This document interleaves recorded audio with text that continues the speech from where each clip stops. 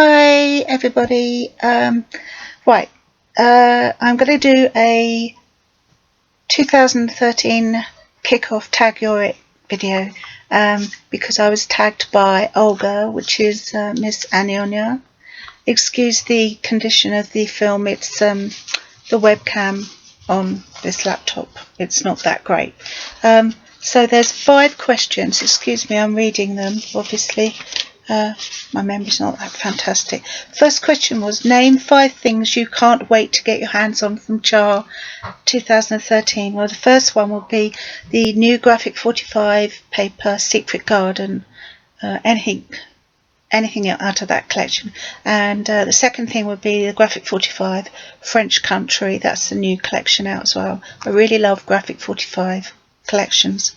Number 3 would be any new Martha Stewart punches. I do love them. I think they work marvellously. You know, budget allowing. It doesn't mean to say I'm going to get them. It's just that I'd want them because I do actually like Martha Stewart punches out of most punches. And number 4, new memory box dies that are coming out. There's a whole new collection coming out and I would like to be able to get a few of those. Number 5, I'd know it when I saw it, kind of thing, if that makes any sense at all. So yeah, probably be more stamps or Prima, anything Prima, all the new Prima collections that are coming out, flowers, the papers, etc. So second question, what 4 things do you regret buying? Well, first one would be it's not really a regret, but I bought flex markers. I bought quite a few, and they're great, they're fine, there's nothing wrong with them, but I've got my pro markers and I'm a pro marker girl, and I've gone back to pro markers. I do use the flex markers as well, but I prefer pro markers, so I won't be buying any more flex markers. Number 2 would be sponge brushes. You know, those bits of sponge on the end of a stick. Yeah, they're fine. You know, I have used them, but they annoy me. They just don't work like a brush. So, you know, shan't be buying any more of those. Number 3, wool. Oh, stacks of it. Stacks and stacks of wool.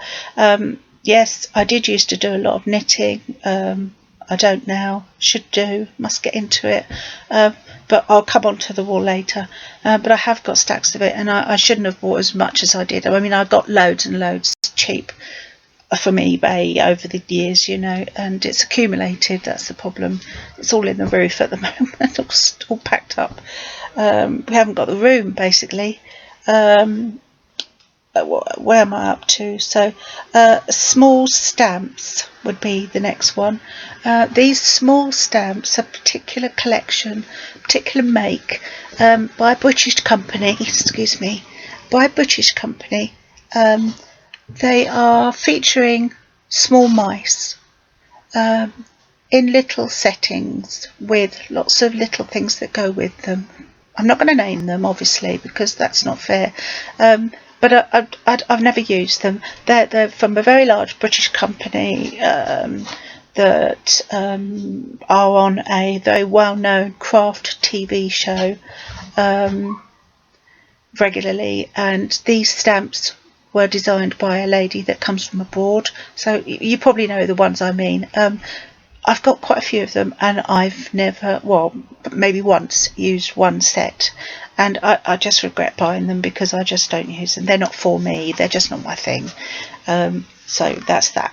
The third question is, what 3 things do you still have on your wish list? Well, Pion Designs paper. Now, I've come across this paper and it's on my wish list. There's a brand new design collection out. Do you know, I can't remember the name of it now, it escapes me. I'll try and add it later on. So Pion Designs papers, absolutely beautiful, gorgeous. Yeah, second one, probably never ever buy one, but I'm fascinated by it. It's a bind it all. I'd probably never use it. So, you know, it's on my wish list, but it's on there, and I'll probably never buy one. But I am fascinated when I see people using one. I watched M-C Graves making an album the other day, and she used hers, and it looks so easy and so professional. Number 3 would be Tim Holtz stamps. Now, these are, oh, they're fantastic, aren't they? You know, who doesn't like Tim? But I find them so expensive. They are expensive, let's face it. You get what you pay for. But I do buy them if they're on offer, or I can get them from eBay. But full price, I just can't afford them. I just can't credit that money. So that's that question. Number 4. What crafts would you like to challenge yourself to this coming year? Well, there we come back to the wool, because I definitely want to learn how to crochet. Now, my grandmama used to spend hours upon hours trying to teach me to crochet, and I couldn't get it. I could knit, and I still can knit, but I can't crochet, and I'm determined to conquer this.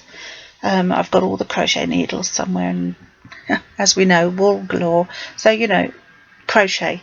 And the other one is sewing on cards. Never done it, but I've watched Terry, One Crafty Cookie, on YouTube, One Crafty Cookie.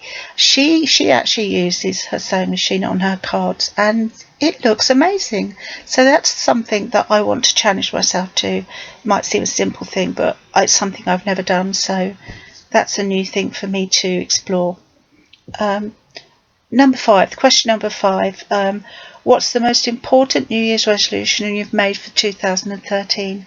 Right, to be more tolerant of myself, and to be less hung up about perfection, and, you know, just go with the flow and loosen up. No negativity whatsoever. Just friendship, happiness, crafting, family, peace, tranquility. That's all I want.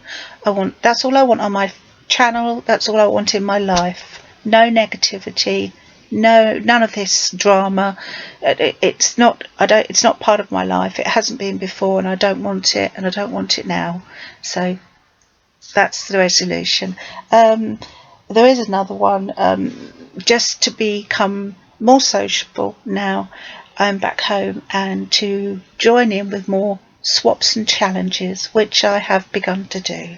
So I'd like to tag, if these ladies haven't already been tagged, Jane, Velocivet1, and Linda, EXCALIBERNATION, Sue Kitten1, Marieclaire M-C Graves, and Tracy, who is faeriecrafts. I hope that's okay with you, ladies, and thank you everybody for watching, and I'll see you soon.